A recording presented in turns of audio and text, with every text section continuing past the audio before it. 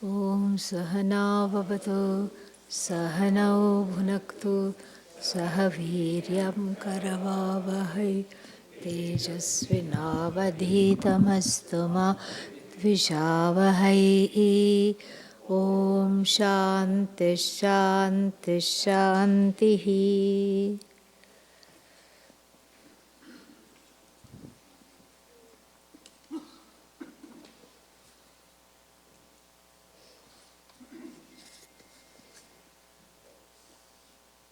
Part 1. Where is part 2? I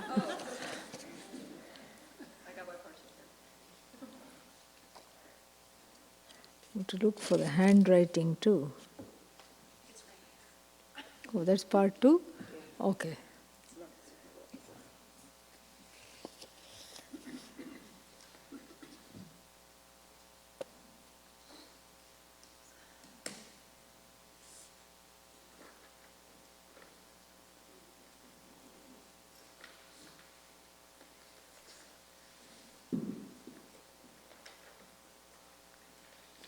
Come and read this. I forgot my glasses in the room.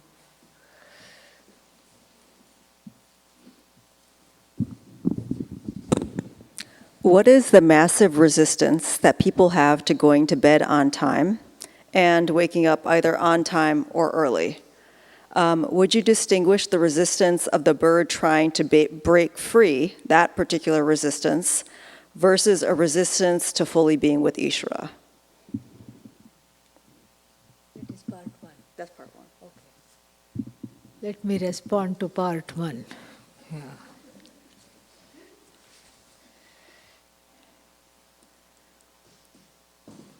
That's an interesting observation. Sometimes, strangely,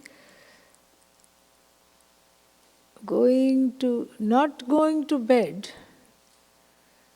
on time is a form of not wanting endings. So it may not be a resistance, but you don't want endings. Not ready for things to end. And sometimes it is like the day has not gone in the way that I wanted to, so I want to extend it. That also could be there. Or it's almost like in order to go to bed, I have to rest. And until I rest, I can't go to bed. And then in order to rest, I stay up. Doesn't make sense, but it makes sense. Yeah, because I see some people nodding their heads. Part 2? Part 2. Come here. Oh, what was the morning? I lost that part. Also, the resistance, how would you distinguish the night resistance from the not wanting to wake up on time? Well, if you don't go to sleep on time, you won't go. You're not going to wake up on time. In relationship to the bird metaphor and Ishvara. You see, it's hard to come back from sleep. Yeah, that's what it is. Not for everybody, for some people. It's like hard to come back from sleep because that's one place where you don't have to do anything, really. Yes, you are with Brahman, but that you don't know. If you knew, then you wouldn't come back. But the thing is, one doesn't know that. One doesn't know one is with Brahman. That was the whole that's the whole section on sleep that we took a long time to analyze.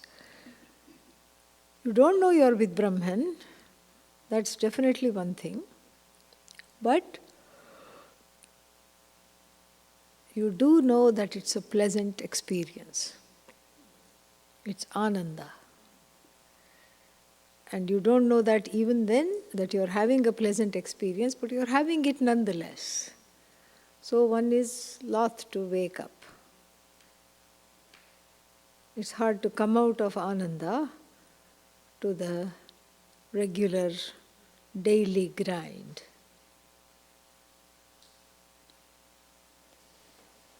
Part 2. Come here. I think you're going to be hired to read everything.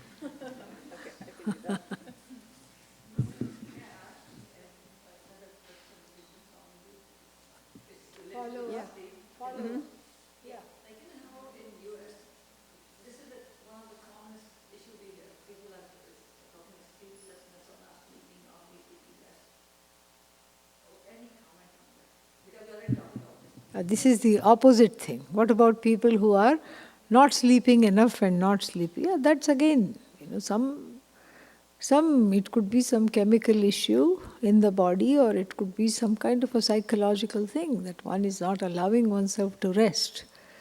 Even though Sat is inviting, come be part of, be one with me, one doesn't want to do that, or not on purpose, but there is something there, something that keeps waking one up in the form of worry, anxiety, some subliminal conditioning, etc. Yeah. So this is similar vein of the first question. Would you clarify the different orders of reality and how to distinguish in terms of the experience of resistance? So in the first one, there's a resistance between the bird trying to break free from the cord, and that can be experienced at the level of mithya as resistance, versus a secondary resistance, which would be coming to Ishvara. That can also be experienced as a resistance there at a different order of reality.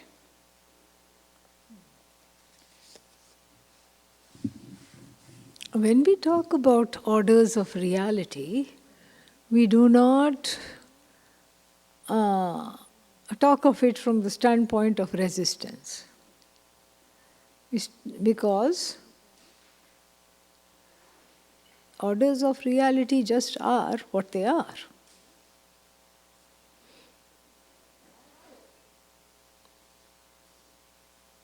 You don't really resist the order of reality because it simply is. Maybe knowledge of it, resist the knowledge, or resist the openness. Let me ask you, why is it important for you to frame it in the form of resistance? Is it a chapter in your book? It's something that I'm trying to work out because it's something that I'm trying to work out because I'm not there yet. So that's where I am right now. So, and for people who would be reading the book, they're not even from the culture, so they're not there. So how would you even begin to characterize that movement, whatever it is, or however it could be characterized, of oneness or fullness or movement towards that?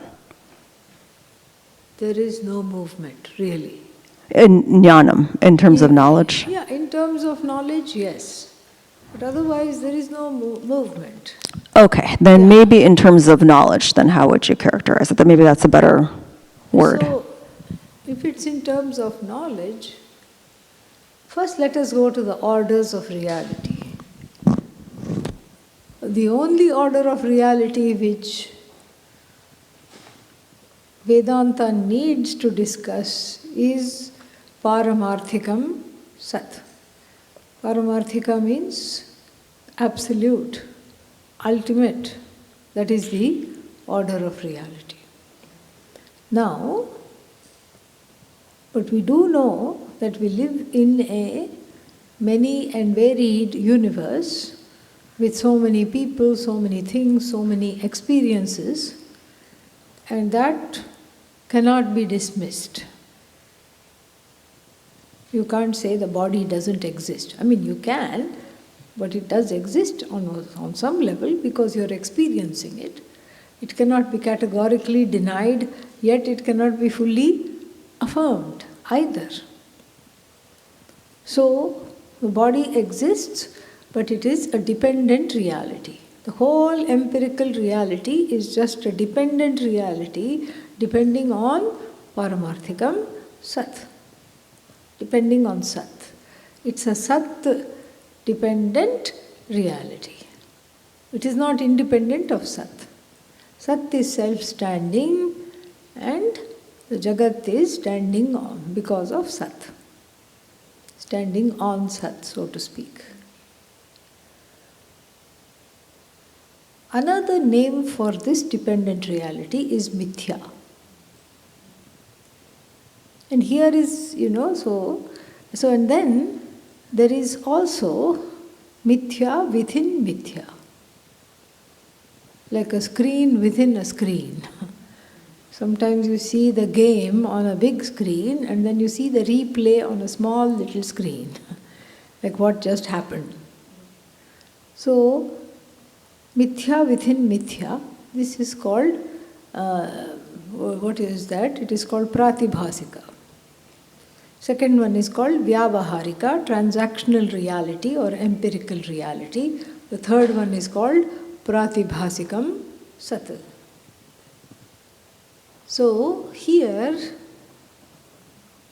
in the first one, I see something, you see something, somebody else also sees something because it is there.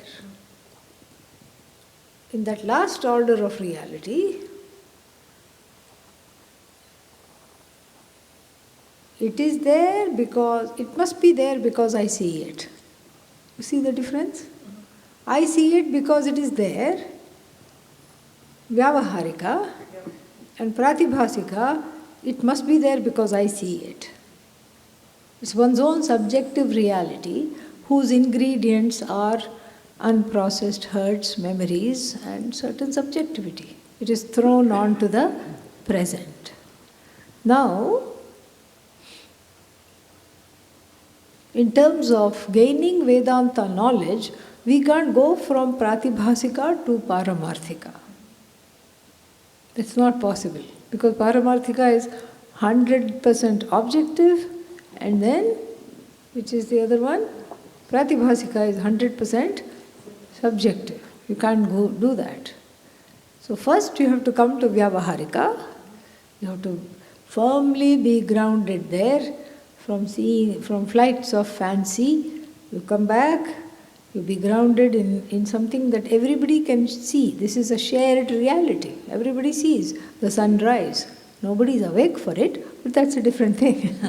Everybody can see the sunrise, can see the moon, can see the trees, the stars. This is a shared reality. And from the things only I can see, because I have some ideas about what things are, I have to come to this shared reality and appreciate this shared reality as Bhagavad Srishti at first and Bhagavan. Bhagavad Srishti means Bhagavan's manifestation. And so I have to Ishvarize the entire universe of names and forms. When I do that, and along with Vedanta study, I understand finally that I am one with everything. So first, everything is Ishvara, everything is an extension of God, and then second, what do we say? Everything is an extension of I. So that is how to backtrack from Pratibhasika to Paramarthika.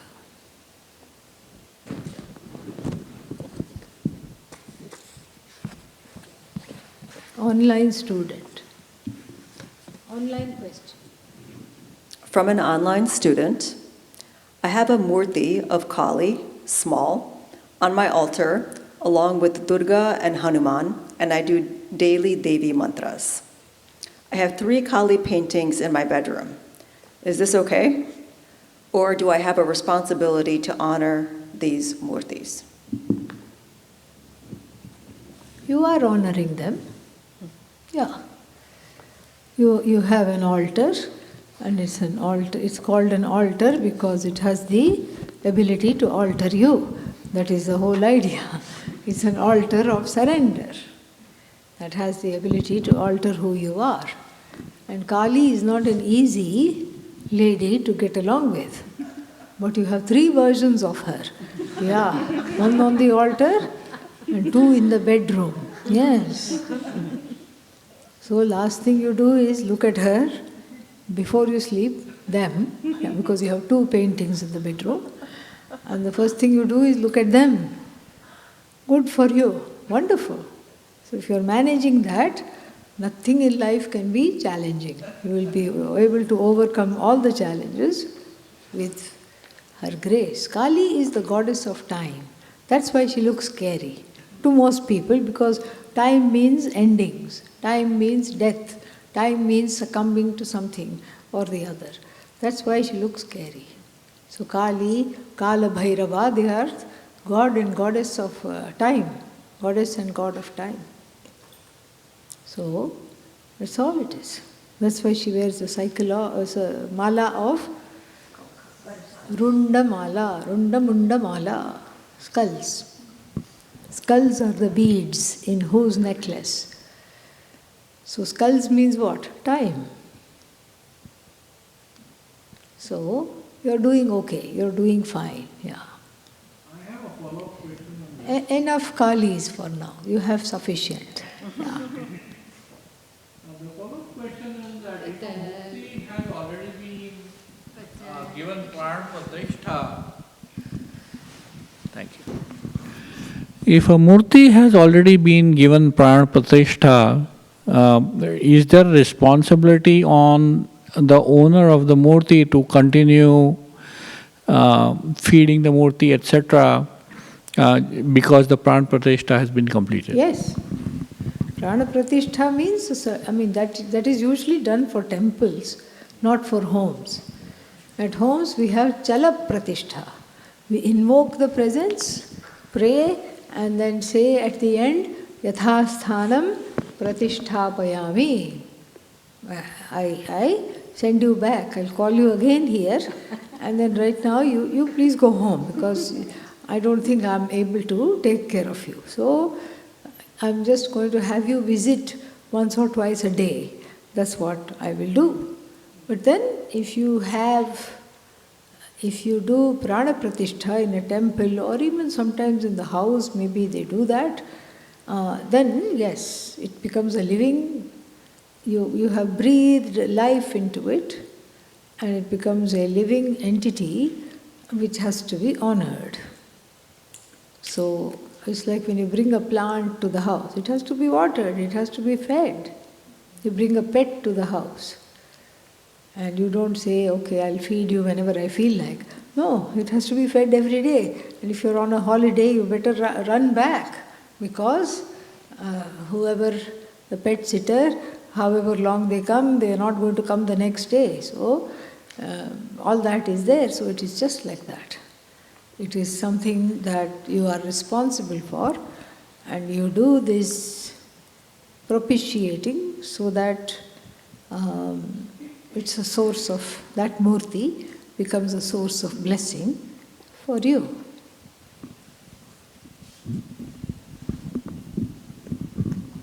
How to handle unexpected anger outbursts from family members and undue expectations. Undue expectations from family members or from you. That is not clear. How to handle outbursts. You just tell yourself, it is their inner child coming out. That's all. Don't take it personally. It is it's their issue. It's unexpected because they also didn't expect it. And look at yourself also. Scan yourself to see if there is anything that needs to be updated, changed. Do some introspection to see if you have to take any accountability, something you need to clean up. Then it can be cleaned up. If that's not there, you have to be honest here, but if that's not there really, or you can still consider saying something like, I can see that you're having a really hard time. Why is that? Or something like that. And if they are calm enough, after the outburst, they may be able to say something. But you have to be careful initiating this conversation because it could go another way also. They can say it's all your fault. Because of you, I'm like this. And that doesn't go anywhere. And we can encourage in the house an atmosphere of harmony by entering into an agreement with the family people, saying, you please point out when I'm getting angry. They will know all the signs. You won't know the signs. They will know that your nostrils start to flare, or you are biting your lip, or you are clenching your fists, or you are looking around to see what you can throw. So they know the signs. And what will they say? So you give them permission to say, you know what? You are getting angry, let us discuss this later. But at that time, you shouldn't get even more angry when you're pointed out when it's pointed out you're getting angry. So you also take the permission to do that for them gently.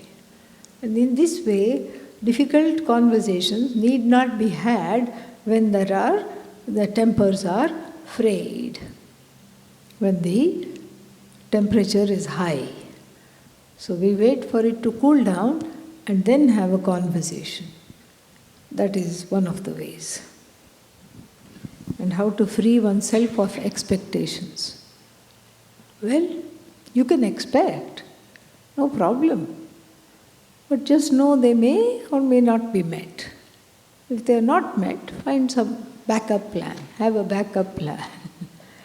If I can't get this need met from this particular way, how can I sublimate it? This is a very good way. How can I sublimate it?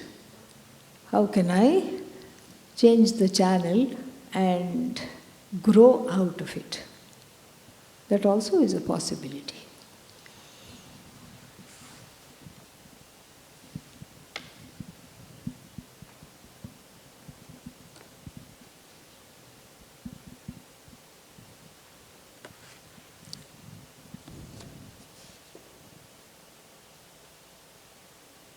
Why are tapas, rituals, puja, prayers necessary if I pursue Vedanta?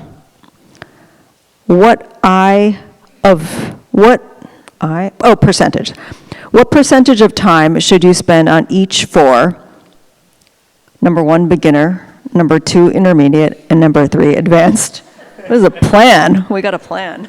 No, this, I have a mic already. Oh, just yeah. this, I want to just look at that. Yeah. Because this number 1, number 2, number 3, I have to see. Yeah. Tapas, rituals, puja, etc. So what time should I spend for beginner, intermediate and advanced student of Vedanta? Yeah. Yeah, that's what I was saying. Advanced what I was trying to say. Yeah. So, advanced student of Vedanta, intermediate, beginner.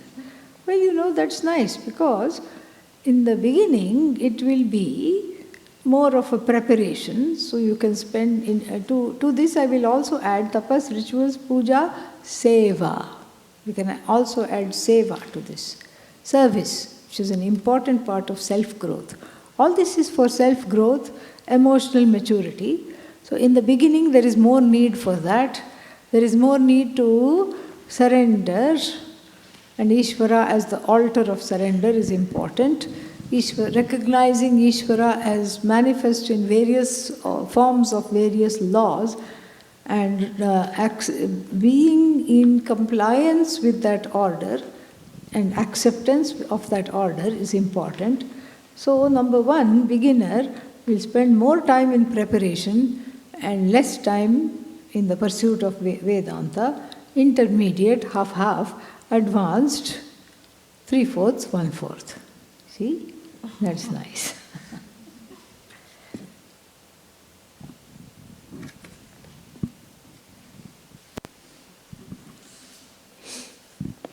how can we manage our relationships with our parents if they do not fully see us as adults capable of making our own decisions? You poor thing. Yeah. Because you're not alone. Yeah. No parent will see their offspring as grown up. Yeah. I would say no, most of the time, 99.9%. They will just say, you are still my child. They will be 92, you will be 62, and then you will still be their, what? Child. I don't know why that is. It need not be like that. But alas, it happens to be like that. And then, and they are very self-righteous about it and defiant also. If you try to point out, you are an adult, they will say, oh, so cute, coochie, coochie, coo. This is what they're going to say. They're not going to take you seriously. So don't try to get their validation about your adulthood. Do you know you are an adult? Yes. Okay, that should be enough. You behave like an adult and don't see, the funny thing is this. If you resist their categorization of you, you are giving it more fuel. Because that's what you did when you were small and when they were trying to put shoes for you and you just kicked the feet and said, no, no, no, no, no. I'm all grown up, I'm going to do it all by myself. And they see the same thing you are doing now. In their mind there is no difference. So, two things we need not do. One is try to get them to see that you are an adult. Is only going to make them say coochie coochie coo. That's what it's going to do. Because that's what you did all your life, is to try to, even when you were young, you tried to you thought you were an adult and you wanted to see them that way. And they don't want to see you that way, not at all. And second is to avoid getting into the place of their validation of your adulthood. They don't have to give you a graduation certificate that you are all grown up now. No. You don't have to depend on that. And so, let them do their coochie coochie coo. No, doesn't matter. Let them do that. And you still be the adult and make your decisions and be the person who is grown up and then allow them to do whatever it is. And if they do too much of that, visit less, a little bit less, yeah. Love them from a distance, yeah. It's nice. Love them from a distance. So if you are going every day, and this is difficult, so go every other day. Phone in between, yeah. It's not that you love them less, but you're giving them a message which is more than words. You're telling them that, this is my life now, and you're telling them, not so much in words, but just by living your life. And when you do that, then they themselves will feel shy to say, oh, you cute little thing. They will themselves start to look for reassurance from you or seek your counsel for something. It will start happening. So, don't lose heart. Hang in there.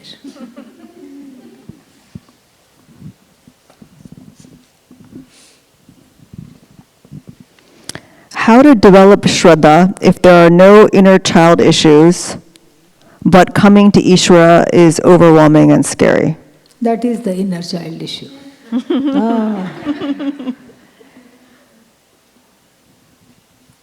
Two inner children we have already diagnosed here, whose presence has been validated. One is the inner child who says, no, nothing to see here, nobody to look at, I am not an inner child, there's none of us here. That itself is the inner child. Why is that an inner child? Because it mimics the way that one has grown up, in the sense of kind of not wanting to discuss difficult things, putting a lid on anything uncomfortable, anything confrontational, anything challenging. And so, from the pattern in the childhood, maybe on part of the adults and also on part of the child, maybe it was a learned behavior or a coping mechanism, we don't know. But all is well, this is the feeling. But underneath the all is well is all is not well. And so that child needs to be looked at. And the other child is also there. Read that. Where is that question? How to develop Shraddha. Yeah, Shraddha. What is the other one? If there are no inner children. children issues, And then, but coming to Ishvara feels but overwhelming. that the second child is the one afraid of authority issues, has authority issues, because fear of Ishvara is authority issue. So these two inner children, there's a lot of scope, and it's a very fulfilling work. We have a lot of books on inner child work. There are inner child workbooks. All these things can be looked at and can be done. This is like a mine of information. Fearing going to Ishvara. What is this Ishvara? Why do I need this Ishvara? All these things. So, Ishvara is the place where the inner child is resolved. Because that's the only place. Because there's nothing more that one can go to. And so if that is a place of fear, then chances are that there is some hurt, some pain, some sorrow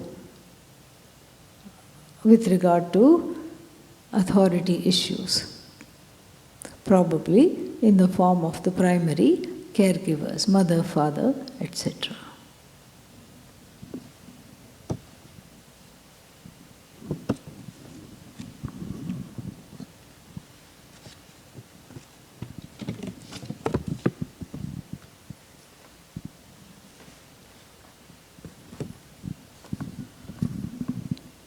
It is my understanding that jiva includes not only humans, but all creatures with life. How do they advance in their quest for moksha? Are they stuck in this world with no hope whatsoever, since they may not incur any punya, no free will?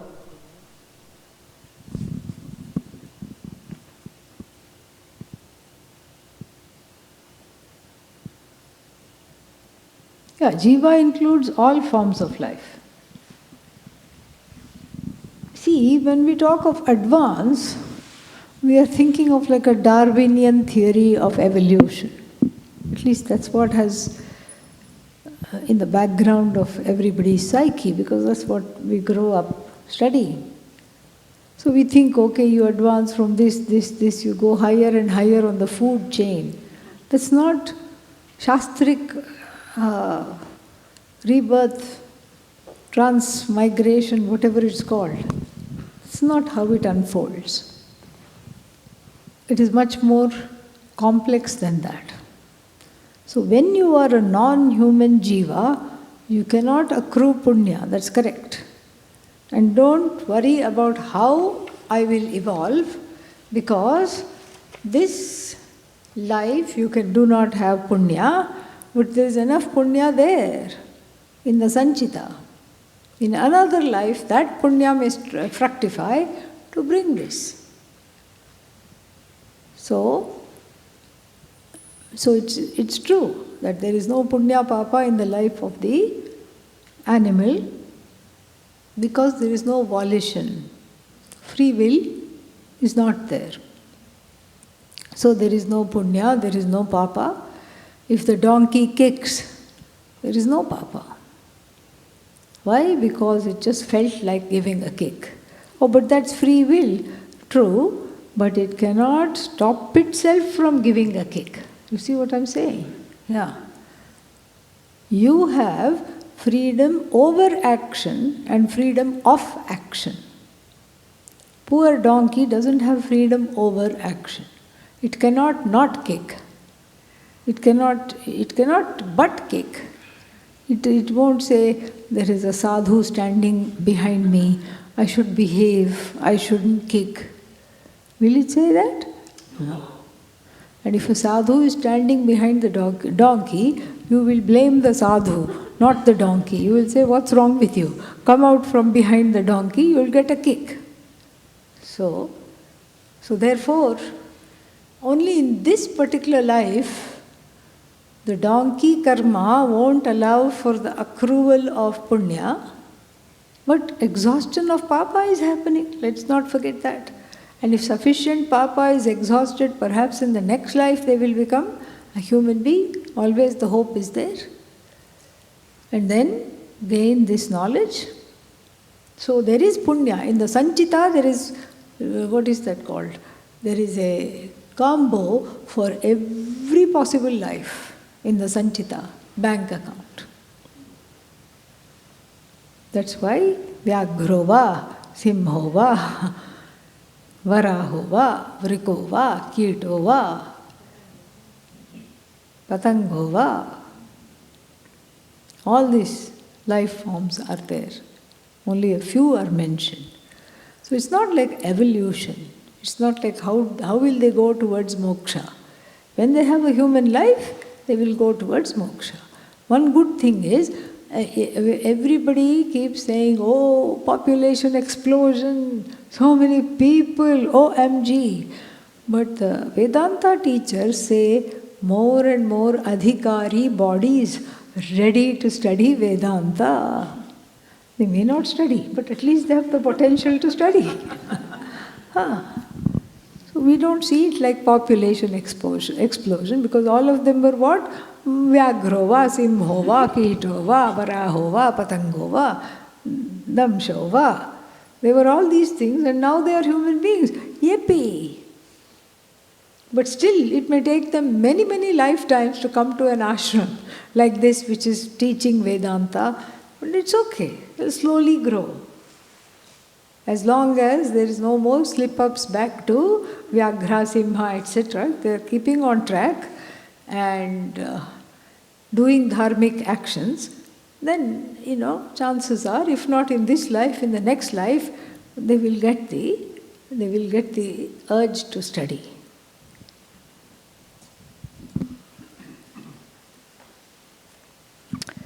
My morning meditation and chanting at home is often dry and dull, almost robotic. I criticize myself for lack of enthusiasm. How to bring this to life? Stop chanting for a bit. Yeah. Stop meditating also. Yeah. Instead, take a nice walk. Yeah. Because sometimes there is this feeling that I have to get it over with.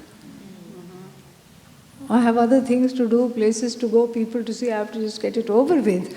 And so then what happens is that then it is becoming like that. It's called AI chanting, AI meditation. Who wants that? One doesn't want that, and the problem, as the question has so nicely captured it, the problem is compounded by feeling bad about oneself. So first, one is not doing it properly, and there is no enthusiasm and nothing is happening, there is no drishtaphala. Immediate result, I am not of joy, cheerfulness, or even just a shanti, I am not getting. What to talk of adrishta. And then, first problem that, second problem, I am beating myself up for not having enthusiasm. So do things that make you have enthusiasm. Morning is a good time. Take a brisk walk or do other things. Write in the journal. And sometimes if you're not able to chant the mantras, listen to those mantras on any device. That you do later. Right now the mantras are very charged. So just do something. Change the channel and do something that enthuses you and brings you back to yourself. That's very important. Because there'll be many, many things. And then do those things prayerfully. Do those things as an act of prayer. And then you can reintroduce yourself to the practice by just listening to the chants. You don't chant, let somebody else chant and you just listen to it. I can't say the same thing about meditation. You don't meditate, let somebody else meditate. That I can't say. Yeah. Meditation, you just do 1 minute meditation, whose acronym is OMM, Om. Nice it is. For 1 minute, if you're able to meditate, then it is very nice. And then even the most dull meditation will become enlivened because you can do anything for 1 minute. Just say, I'm going to be very enthusiastic about this for 1 minute. And that's enough. It's not quantity, it is quality. And slowly you can increase. 1 minute once a day, 1 minute twice a day, 1 minute 3 times a day. Don't go from 1 minute to 48 minutes. Yes, it will not work. Slow increments. What's the rush?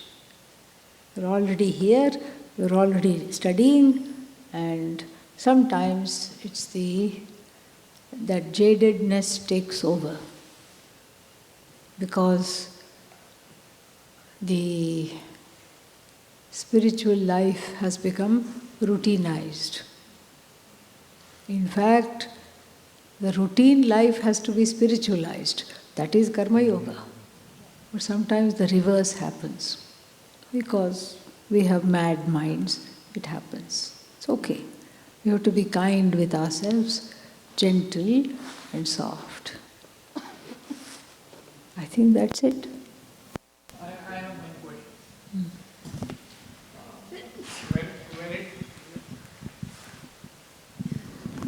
When it comes to making jokes, what sort of jokes are allowed for a Vedantin and what sort of jokes are not allowed for a Vedantin?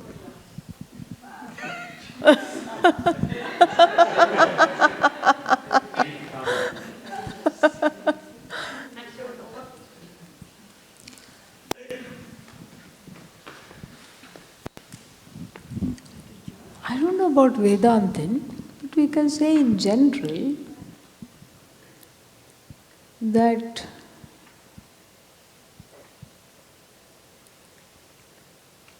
when jokes target other people, then I think it's better to not do that because it could hurt. It could hurt somebody. Even if you don't name names, it could hurt somebody. So we don't target people, other people, with the jokes. And then for the sake of harmony and diplomacy, certain topics must be completely avoided. Politics, avoid. In any country, of any country, do not discuss. Especially if you're a Vedantin, avoid politics and political situations totally. Because that could be a landmine, because everybody sees things differently. So, those are things where we can take care to not put people down and not to have jokes that are sarcastic. That also is important. But at the same time, you can't just be like that, I'm a Vedanti. Yeah. I'm a serious Vedanti. Yes. That's also, Vedantin means everything is fun. Everything is fun.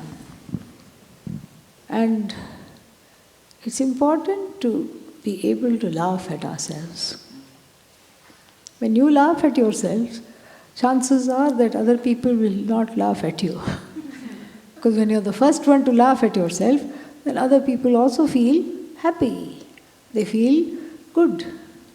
They feel like they can do the same for themselves as well. It creates a certain loosening. We should be able to see the mithyatvam of everything. And in fact, if you know Vedanta, everything is a big joke.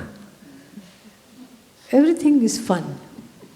When you know what is mithya, every mithya becomes fun when you know it is mithya. If you take it as satyam, then one is miserable. You don't take it too seriously.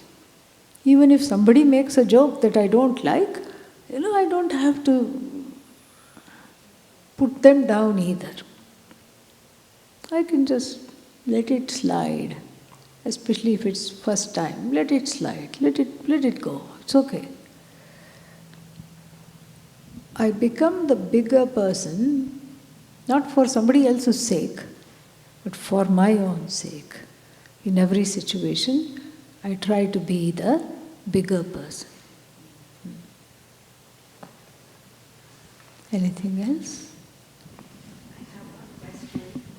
This is the follow-up on the statues, the murtis at home. Murtis at home, yes?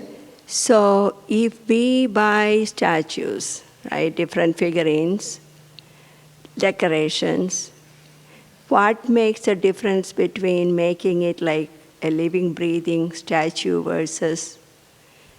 Yeah, your own intention. Okay. So the intention of where you keep it. If you're just keeping it around the house, they are just, as you said, for alankaram, decoration. But if you consecrate a certain area and say, this is the place where I'm going to meditate, this is the place where I'm going to pray, this is the place where I have a conversation with Bhagavan, that means you can't have conversation with murtis. They are no longer murtis, they are Bhagavan. So then your intention brings them to life. Even if it's not all whatever is happened here in the temple with prana pratishtha and all, intention itself gives life. And so there'll always be a difference between whatever is there in the altar, puja room, etc., and things all around the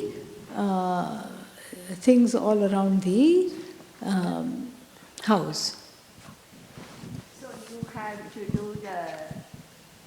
but it is still like you don't have to feed it. No, you still do.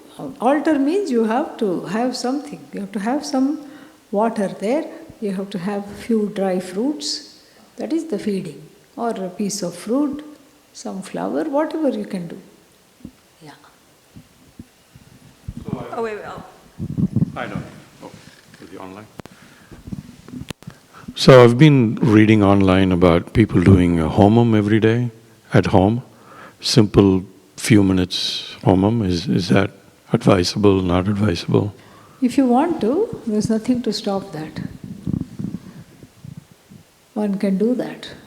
It's a good routine. It's nice. Because that's how the ancestors lived. The whole Agnihotra was that.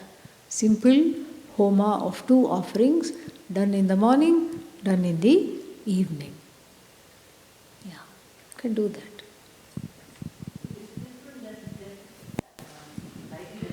Yeah. This is homa, yes. Yeah.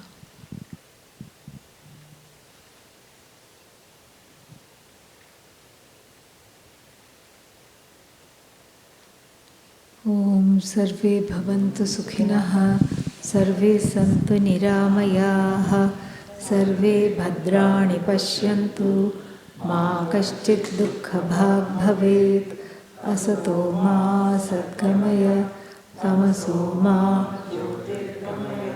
Mrityo Ma Amritangamaya. Om Purnamadav Purnamidam Purnamudachyate Purnasya Purnamadaya Purnamevavashishyate. Om Shanti Shanti Shanti.